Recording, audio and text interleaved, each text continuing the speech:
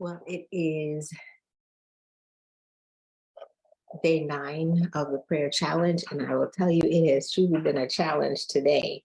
Um, I got up this morning and had not done my devotion, and I promised myself if I did not do my devotion at the very beginning of the day, like I normally do, at least an hour, that everything starts frustrating you.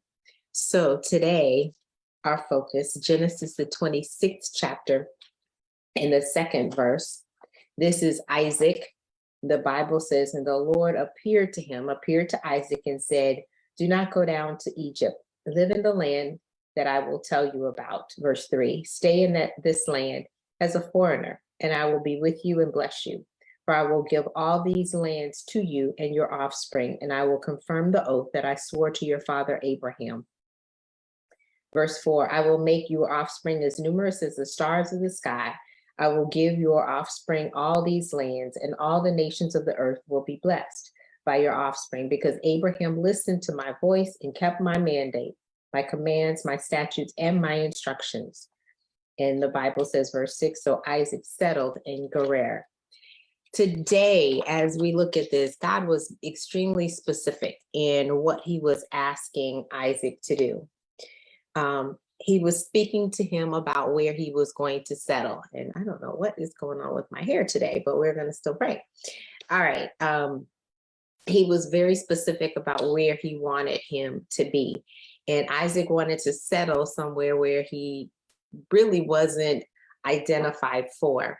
And that's one of the problems that we typically see today. We end up settling for things that we should not, settling for less than God's best for us. But the part that I want to focus on and bring out to you is hearing God's voice, hearing his voice for direction, hearing his voice as he speaks to us, as there are changes that are made. We cannot assume that we're going to be doing the same thing every single day, year in, year out. There is a time and a season for everything. And sometimes the frustration that we have is because God is moving us. And so we want to hear his voice. And the thing about prayer is this: we can ask, and we can learn to ask, and we can go before the throne boldly as we're instructed to. We can be passionate about it. But if we really want to be effective in what we're asking for, we have to recognize prayer is a two-way street. It is not just us telling God, hey, this is what I want you to do for me. He is not our cosmic bellhop in the sky that we can put a prayer in and get a blessing out. That is not what we want. We want to hear God's voice. We want to have an intimate relationship with him. If he is telling us to move, we want to move and be obedient. If he's telling us to stay, we want to stay and be obedient. If he is telling us or directing us in order to do something, we want to do that. So that's what we're going to do, is pray today about hearing God's voice.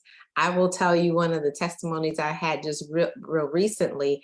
A lot of things, and most of you will probably feel the same way. Things seem to be going up in price. And every time you turn around, somebody's asking for more. They're asking for something extra.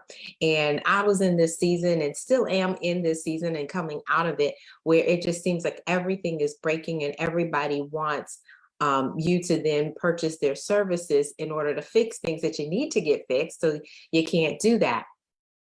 But I had this incident and I was like, okay, Lord, where's this income going to come from? Because I'm not seeing it in the natural where it's going to come from. And I had this unction, if you would, and this was the Holy Spirit basically speaking to me. This is how God was speaking to me, that reminded me of some savings bonds that I had.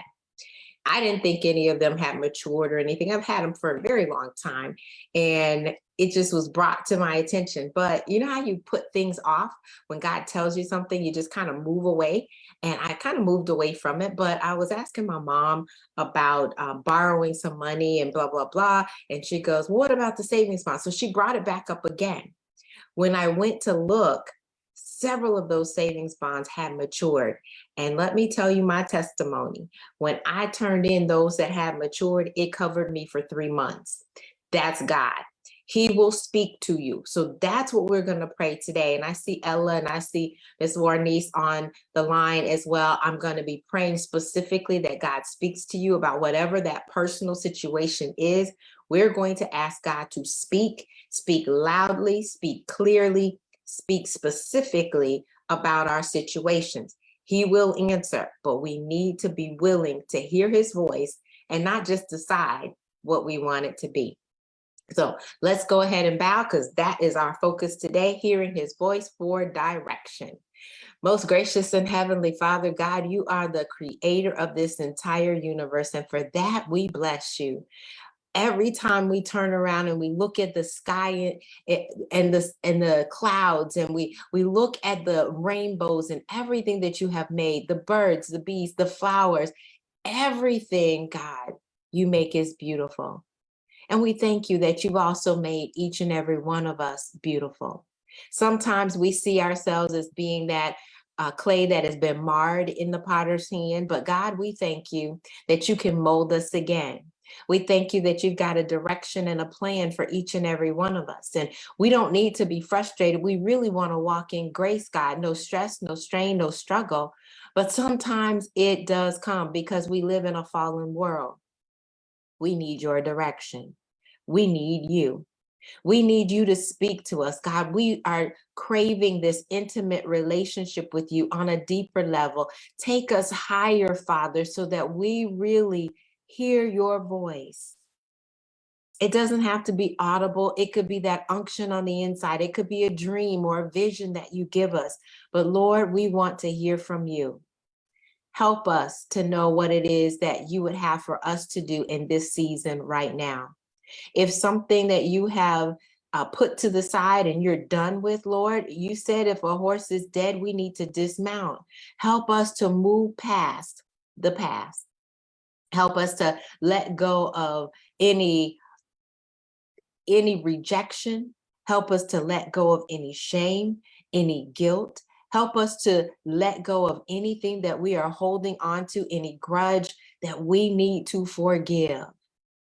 We ask, Lord, to give us a forgiving spirit.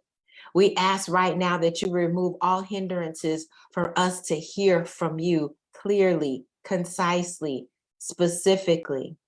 We want to do what you called us to do. We want to meet every single purpose and plan that you have for our lives. We want to do it. It's not just a bucket list to just sit in a bucket and sit to the side to watch it. We want to start checking off each and every one of those things that you've asked us to. Lord, your word tells us that whatever we do, we should do it with all of our heart as unto you and not to man. That's what we're doing. We're living for you as an audience of one, but we need your direction. We need your guidance. There's so much around us that is distracting. Remove the distractions from us. Help us to focus appropriately on what you would have for us. We want to be like Nehemiah, building the wall, building and building and building, making sure we're doing what you called us to do. We don't want to listen to the Sanballats and the Tobiases. We don't want to turn to the left nor to the right. We want to go straight ahead, oh God, hearing from you. Change us, God. Speak to us, Lord. We're listening.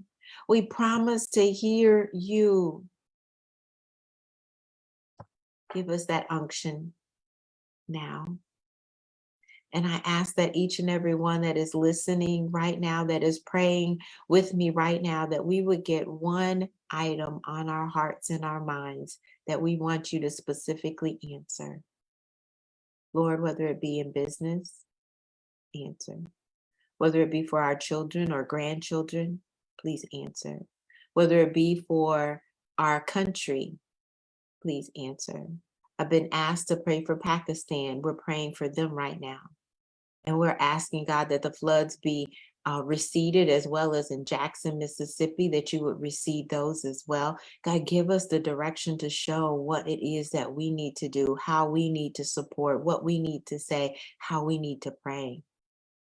We pray for our churches, for direction for each and every one of the pastors that you have called according to your word. God, you have called and anointed them to do your bidding. Give them that clear vision again, oh Lord, for direction so that each and every congregant will be able to hear a word from you. God, even as we go into churches, if we're not feeling stable there, if we're feeling uneasy, God, we're asking, Lord, that you lead and guide us. Show us when you're done, but show us what also you would have for us to do at the places that you have placed us. We need you. We can't do it without you. There's nothing but frustration, Lord, if you're not in it. So help us to devote time with you. In the morning before we start having conversations with others, help us to devote that time. Help us to pray throughout the day. And we thank you for this time that we have carved out to say we are going to pray and acknowledge you in everything that we have. Today, we ask for direction. And we're going to keep blessing you and honoring you. And we do it all because Jesus did die for us.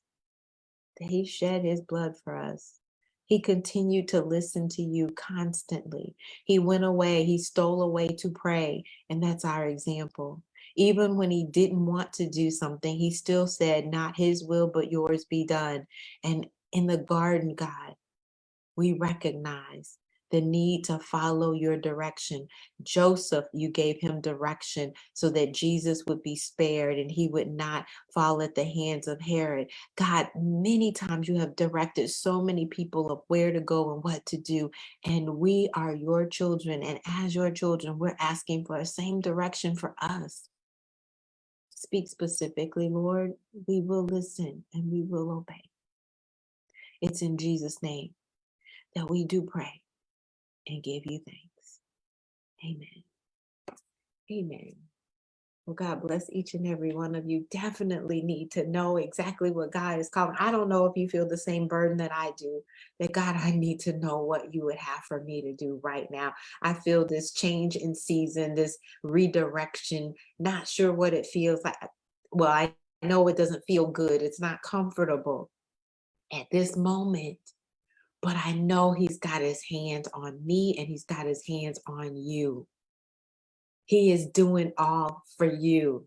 We have a Heavenly Father that is interested in hearing from us. Prayer is a two-way street. It is communication with him. So let's listen today. And go ahead and also drop a message when you get an answer, because I want transformation for each and every one. Have an absolutely fantastic rest of your day. And yes, we'll be praying again tomorrow from a different location, but we'll be praying again tomorrow at 12:45. I'd love for you to join me. Have an absolutely fantastic rest of your day and be blessed. Be blessed, Ornice. Be blessed, Ella. Thank you so much for listening. And I think I see Rosie there too. Have a fantastic day. Talk with you soon. Bye.